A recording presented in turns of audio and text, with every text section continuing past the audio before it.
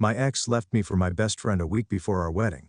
Now she wants me back, but they say that life has a way of unraveling when you least expect it. If you asked me 2 years ago, I would have told you that my life was on track, perfectly aligned to the future. I had envisioned since my early 22nd, I had a steady career, close-knit group of friends, a woman by my side who until one fateful day, I thought would become my wife. Her name was S, and for years I thought she was the missing piece to complete my puzzle. We had planned a life together. And a week before the wedding, I was blissfully ignorant of how wrong I was. It started with a text message. It's funny how something so devastating can come through a medium so ordinary. A message pinned on my phone just before I was about to go to bed. I remember staring at the screen for a long time, wondering why S was testing me when she could have just walked into the other room to say whatever was on her mind. We had shared the same space for years. After all, it wasn't unusual for us to exchange messages when we were apart. But this time she was just down the hall.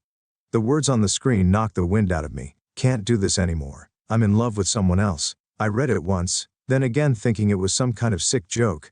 This couldn't be real, not a week before our wedding, but as reality began to set in, the knot in my stomach tightened, twisting into something sharp and jagged. The feeling wasn't just emotional, it was visceral, an ache that radiated through my chest, forcing me to sit down before my legs gave way. I wanted to scream, shout, throw my phone against the wall, but I did none of those things. Instead, I just sat there, frozen in disbelief, rereading the words she had so casually sent. The minutes passed like hours, and I sat on the edge of our bed, staring at nothing. My brain couldn't catch up to my emotions. My future had just been appended by a few cruel words, delivered without ceremony. I had no idea who this someone else was, and part of me didn't want to know, but the truth came sooner than I expected. The next day, I found out not through a phone call or another message from us, but through my own realization. It was my best friend, at least the man I had once considered my closest confidant. He had been a regular visitor at our home, sharing drinks and conversations about sports life. In the future, I never suspected a thing. He was always polite, respectful towards us, and I thought he was a friend. I could trust implicitly. How wrong.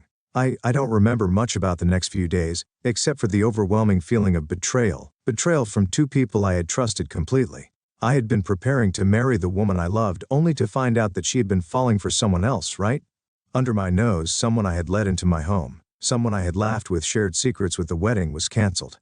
There was no grand confrontation, no dramatic showdown between the three of us.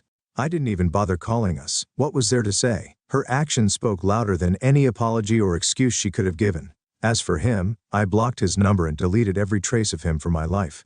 He wasn't worth the energy it would have taken to scream at him. In the aftermath, as tried to reach out, the messages came in waves, each one more desperate than the last. She said she had made a mistake, that she was sorry, that we could fix things if I just gave her another chance. But I knew better. There was no coming back from this. I blocked her too, and with that final action tried to move on. But moving on was easier said than done. The months after the breakup were a blur. I was like a shipwrecked sailor, drifting aimlessly, trying to rebuild the pieces of a life that had been shattered in a single night.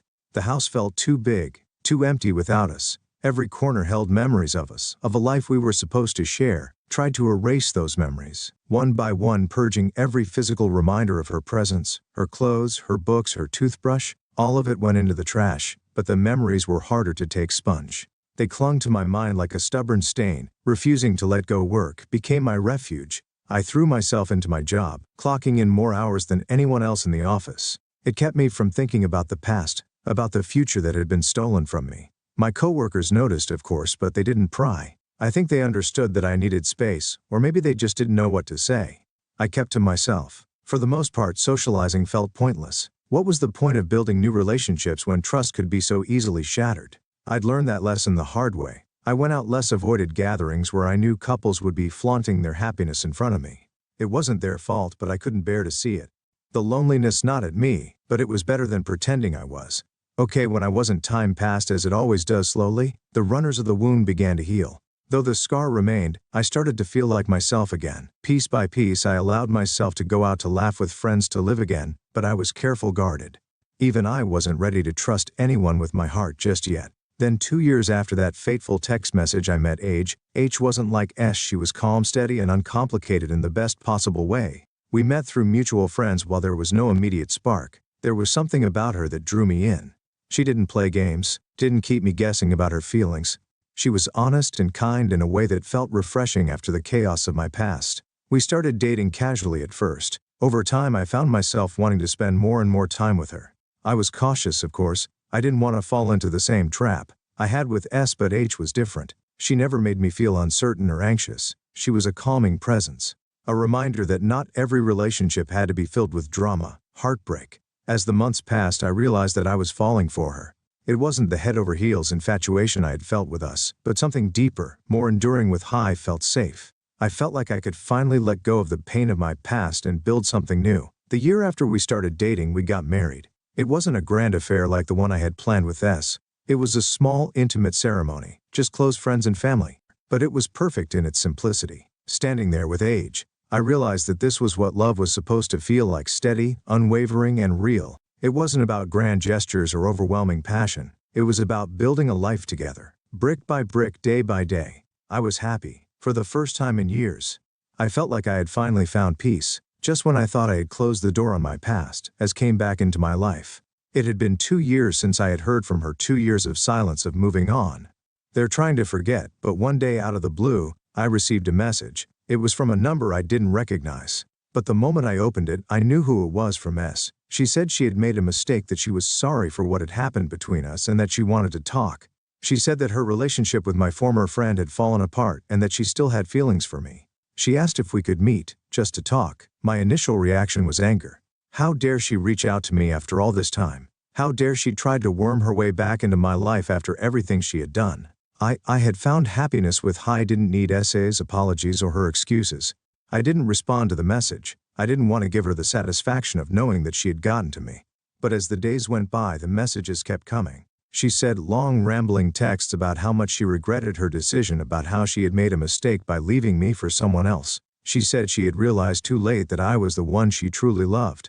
At first I tried to ignore it. I blocked her number just like I had done before, but she found other ways to contact me: through email, social media, even showing up at my office once. Each time I turned her away firmly, but without engaging. I didn't want to get dragged back into the drama. I didn't know her anything. Then one day she showed up at my house. It was a Saturday afternoon. H was out running errands. I was home alone when the doorbell rang. I wasn't expecting anyone, so I was surprised when I opened the door and saw us standing there, looking as if she had just come from a long journey. Her hair was disheveled, her clothes wrinkled, and there was a desperate look in her eyes. I stood there frozen for a moment. It felt like a bad dream, like I was suddenly thrust back into the chaos of my past, but I wasn't that person anymore. I wasn't the man who would let SS manipulations tear me apart. She started talking immediately, her words spilling out in a torrent. She said she missed me, that she still loved me, that she had made a terrible mistake by leaving me for someone else. She begged me to give her another chance, to consider getting back together. She said we could start fresh, that we could fix things. But I was done. I told her calmly but firmly that there was nothing left to fix, that I had moved on, that I was happy with H, and I wasn't interested in reopening old wounds. I told her that she needed to leave, and that if she continued to harass me, I would take legal action. She didn't take it. She became emotional, pleading with me to reconsider. But I didn't budge. I wasn't the same person she had left behind. I had learned to protect myself, to protect my happiness. Eventually she left, but not before warning me that I was making a mistake by choosing H over her. After that encounter, I filed a restraining order against I. Didn't want her to disrupt the life I had built with Hi. Didn't want her to drag me back into the darkness I had fought so hard to escape. H deserved better, and so did I. We had built a life together, one that was full of love and respect. I wasn't going to let us tear that apart. For a while things were quiet.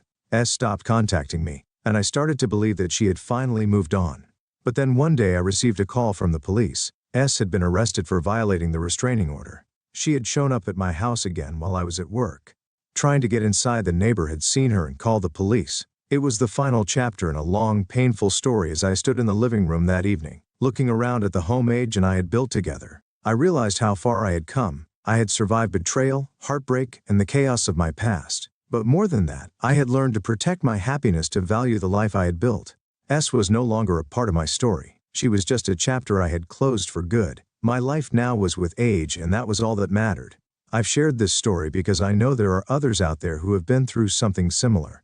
Betrayal can leave deep scars, but it doesn't define you. Have the power to rebuild, to move forward, and to protect your own happiness. I've learned that happiness isn't about finding the perfect person.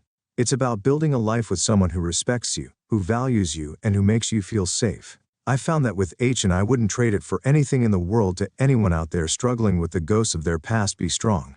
You deserve to be happy, and no one has the right to take that away from you.